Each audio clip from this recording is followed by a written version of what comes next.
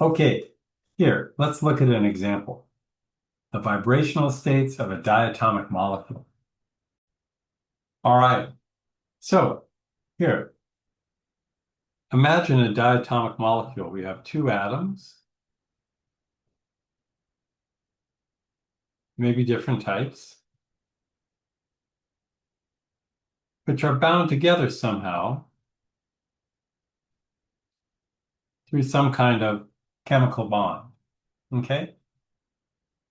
And it turns out that one way you can excite the molecule is to make the atoms vibrate back and forth. And it turns out that for the purposes of this motion, that it actually makes perfectly good sense, excuse me, to replace our chemical bond with a spring that has some spring constant. That converts our system to a quantum harmonic oscillator. First, let me tell you why that makes sense. One sec. Okay, well, why can we do this? Excuse me. Because if we graph the potential energy of the molecule as a function of the distance between the atoms, it will end up looking something like this.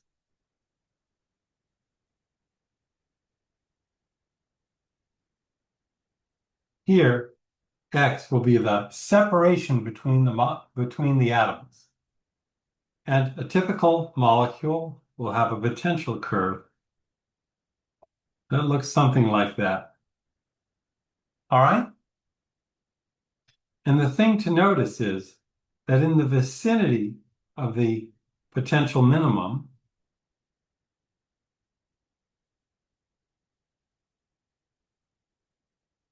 the potential looks harmonic. Okay, maybe not so much in my drawing, but in reality, it always does. And so because of that, we can assume that the energy states of the molecule will be approximately equally spaced, at least for small excitations around the potential minimum. Okay? Here, we'll measure distances from the equilibrium spacing between the atoms in the molecule. All right?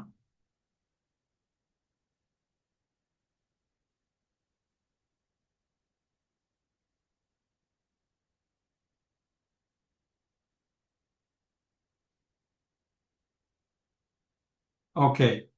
So this is one of the things that makes the harmonic approximation, I'm sorry, uh, the quantum harmonic oscillator so important, is that there are many, many systems which might not exactly have a harmonic potential, but which have something very close.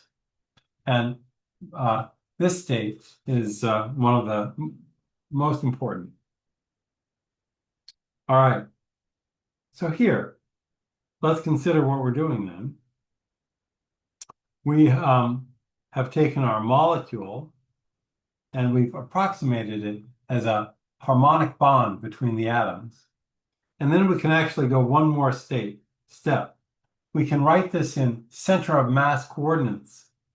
In center of mass coordinates, we look at an equivalent problem where we have a single particle that is attached by a spring to an unmovable point. The spring will, excuse me, the spring will have the same spring constant as our previous problem, but the mass of the particle will be replaced by an effective mass determined by the mass of the two actual particles. All right?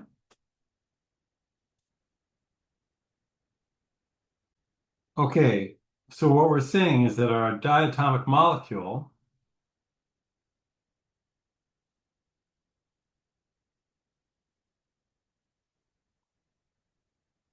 can be treated as if it were a quantum harmonic oscillator, where the masses of the atoms get replaced with an effective mass. And the effective mass, describing motion about the center of mass, you may have seen this before. It's given by the following equation: m1, m2 over the sum of m1 plus m2. All right? So that's how we'll treat these. All right. Now the problem I want to consider exactly will be the hydrogen chloride molecule. Okay? In HCl, H has a mass of 1 atomic unit, and chlorine has a mass of approximately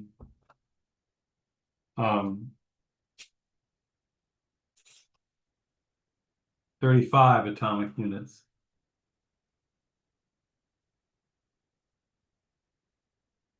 Actually, it depends on which isotope of chlorine we're talking about, but that's what we have.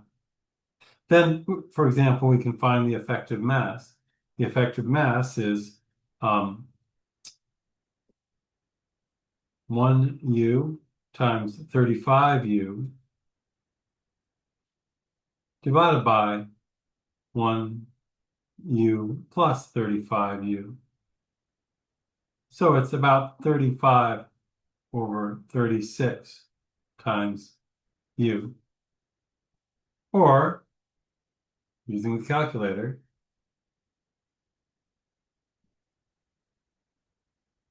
0.972 times the atomic mass unit.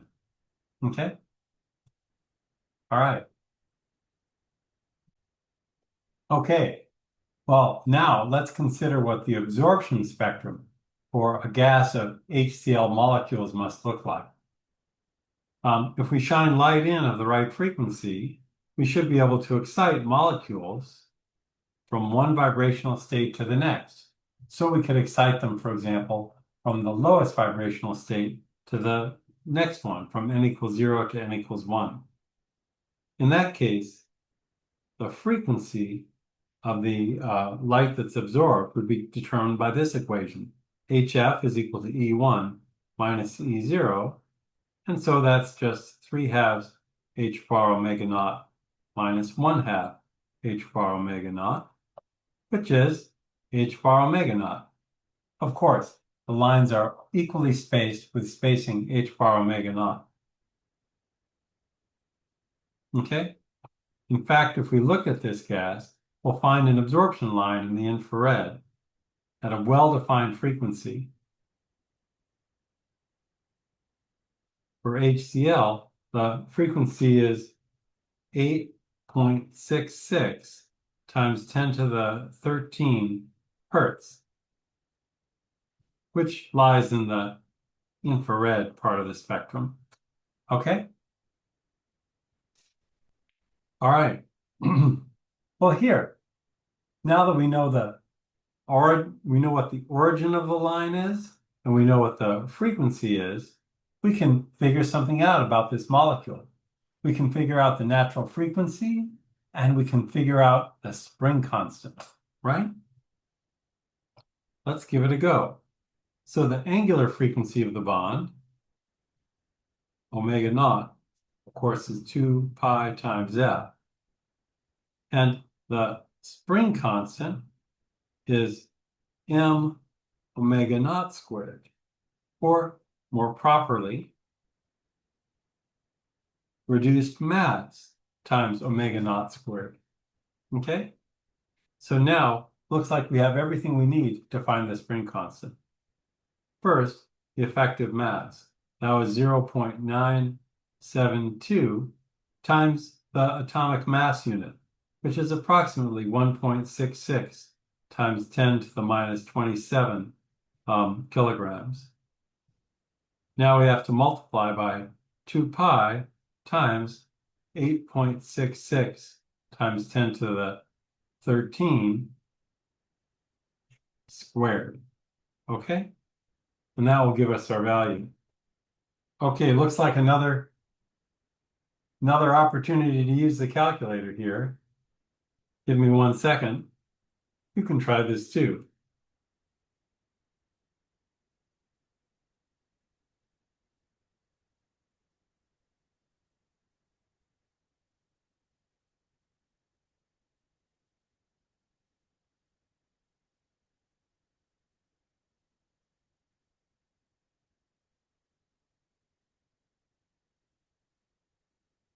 There.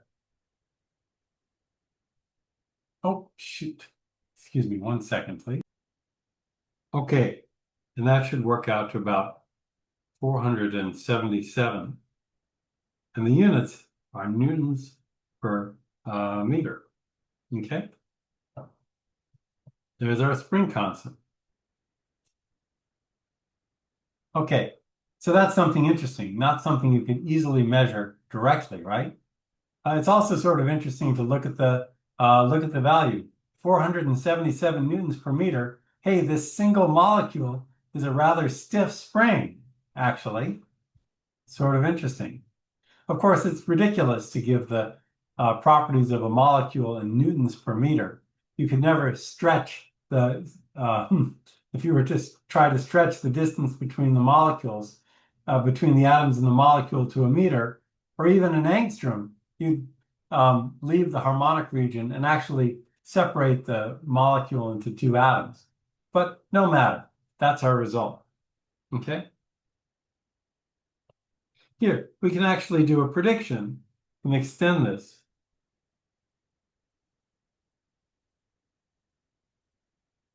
If one measures a spectrum like this and sees an absorption line, one might have a theory that it's due to a molecular transition in some molecule. But how would you actually know? Okay?